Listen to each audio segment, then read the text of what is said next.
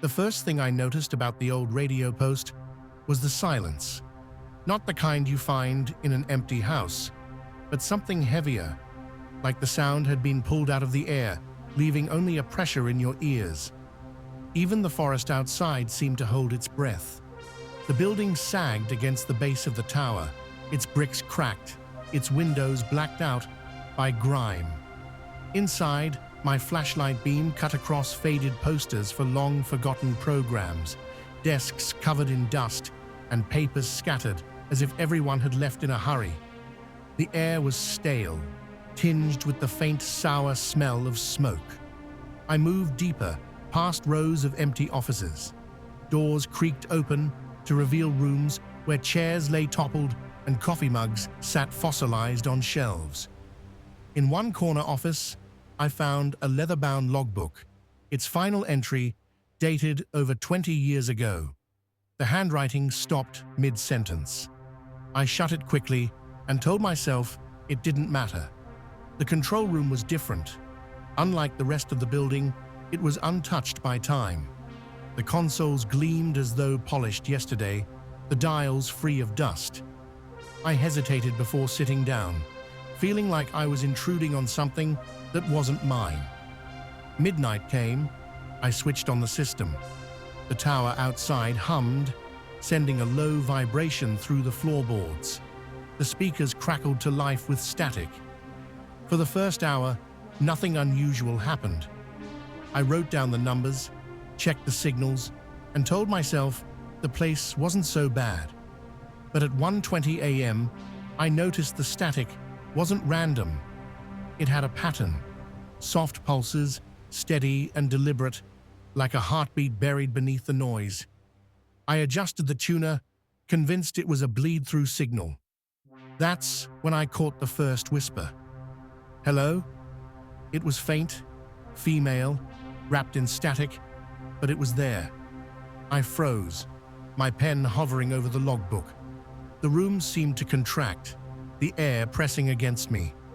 I leaned closer to the microphone and whispered back, "Who is this?" Silence followed, and for a moment, I thought I'd imagined it. Then the voice returned, sharper this time. "You can hear me." I shoved my chair back, heart hammering. The signal was locked to a dead frequency. No possible way anyone could be transmitting. The hairs on my arms stood on end. "Who are you?" I asked again, trying to sound steady. The reply came low, drawn out, like a breath through clenched teeth. "You shouldn't be here." The overhead lights flickered violently. The meters on the console spiked, redlining though I hadn't touched a thing. The static roared, louder, deeper, until it filled the room like crashing waves. Then the screams began. They came all at once, dozens of them, layered and distorted, men and women shrieking in pain. I staggered to my feet, covering my ears, but the sound seemed to bypass them, drilling straight into my skull. The air turned hot, stifling. Smoke coiled from the vents, though no fire burned. Through the thickening haze, I saw shapes pressing against the glass of the meters, faces twisted and blackened, mouths open in endless wails. Their movements synced with the noise, every flicker of static, another cry of pain.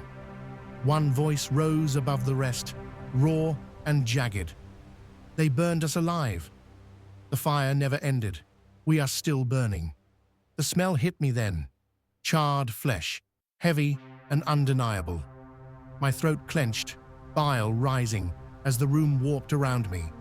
I lunged for the door, but the knob scorched my palm, blistering instantly. And just when I thought the heat would suffocate me, everything stopped. Silence. The smoke was gone. The air was cool. The equipment sat dormant, the panels dead. I stood alone, in the quiet, trembling. When I finally looked down, the logbook in my hand was still open. The pen had scrawled across the page on its own. "Now it's your turn."